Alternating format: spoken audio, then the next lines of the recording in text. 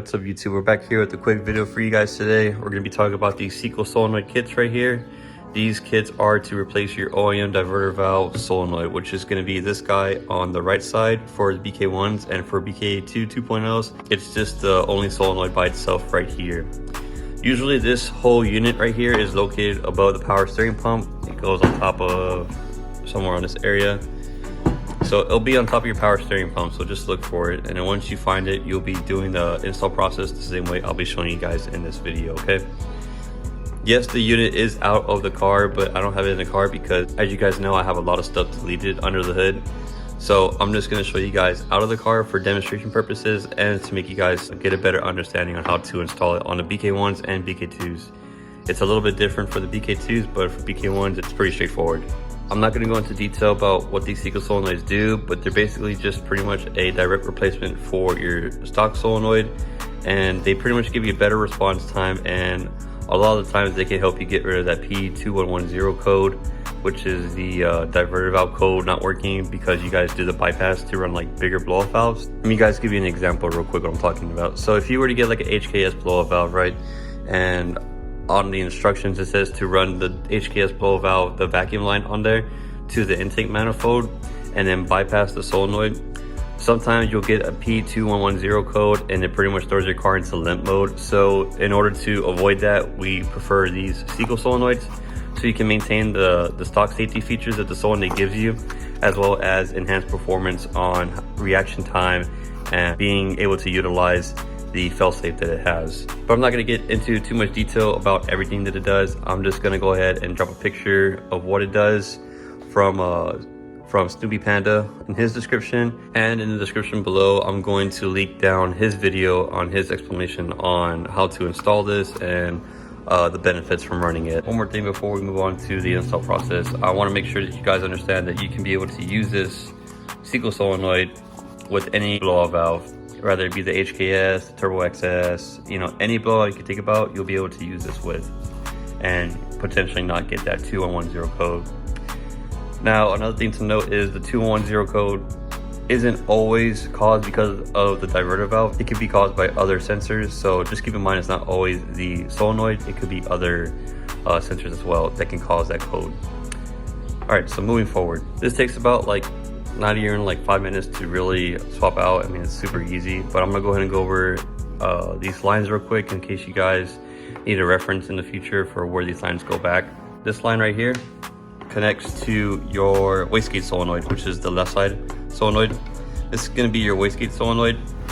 The line that's behind it right here, this goes on to the turbo, on the turbo face. On the compressor housing, there's a nipple that goes, this line goes onto that nipple. This is also teed off to the diverter valve solenoid, as you can see right here. It's teed just like that, and it runs into the front. So it's teed into that, and that's for turbo reference. And then this top line right here on top of the wastegate solenoid, this actually connects to your wastegate, okay? So for BK1s, this is your wastegate solenoid. For BK2s, you guys do not have a wastegate solenoid. You guys have an electronic wastegate, and it's controlled by the computer. So you guys won't have this assembly at all. This hose right here that's on the back of the diverter valve solenoid, this right here goes to that black pipe that's in front of the engine. It's right in front of the valve cover. It's a little black skinny pipe. It goes under the intake manifold and travels to it for vacuum reference. So that's this guy. And then our top piece right here, this guy, this top one is for your blow-off valve. So this one's gonna connect to your blow-off valve.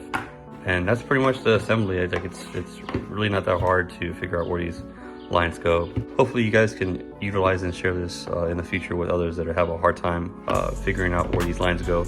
But anyways, let's go ahead and get our new solenoid and put it in place. So we got all these clamps right here. And then back here, it doesn't have a clamp. It's actually just pushed on really good. We're gonna remove these clamps real quick, and then we're gonna take out these hoses as well as the back hose.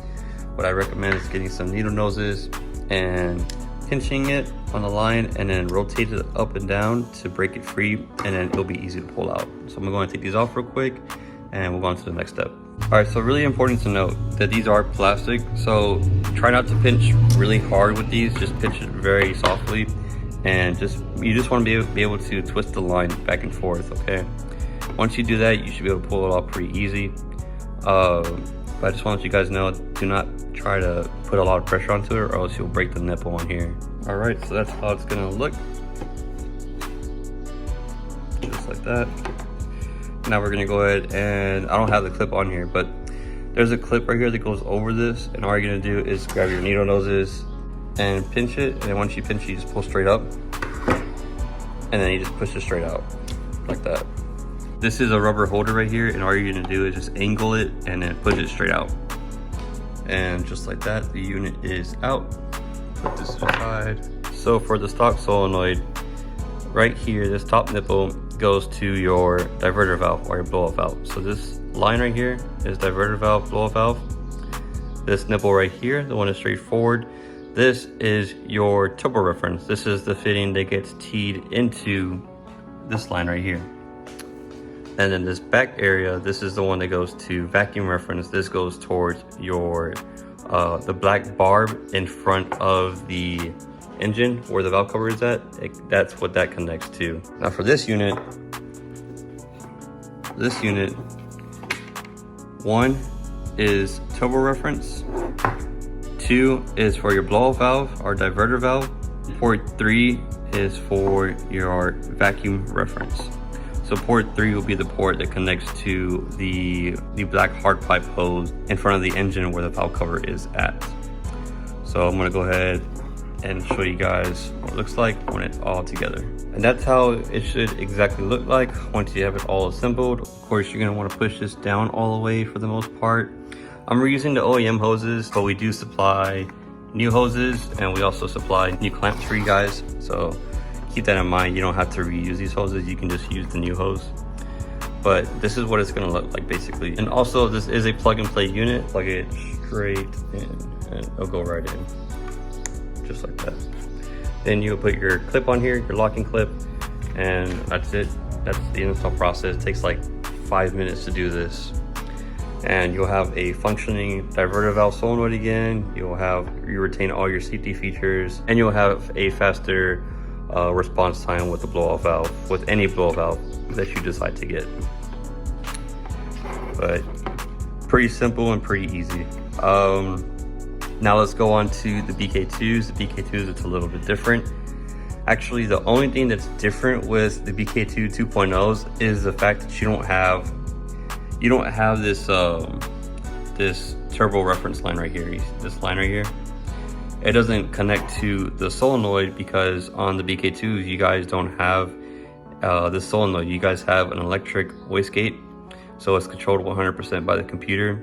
So on the BK2s, this line would actually be the nipple on your intercooler. For the stock intercooler piping, there should be a nipple on there. On that nipple is what you would connect this to, okay? If your intercooler does not have that little nipple on there, this unit's not gonna work. You need to have this connected to a turbo reference, okay? So anything before the intercooler is preferred. So my suggestion is to take it to your local welder and get an aluminum barb, and then have someone TIG weld that aluminum barb somewhere on the intercooler that will be next to the solenoid so you can run it back to it. If you don't want to do that, you can also use the face of the OEM turbo or whatever turbo you have, and if there's a nipple on there as well, you can use that as reference as well. That's pretty much the install process. It's not hard at all. I know a lot of you guys are asking questions about the numbers and whatnot, so hopefully this video clears up a lot of that stuff. Again, I still recommend you guys going to watch Snoopy Panda's installation video on his explanation of this, and he'll go by, you know, the step-by-step install process as well. But that video is like, I think like 5-6 years old, so hopefully this newer video will help you guys out understand how to connect this properly.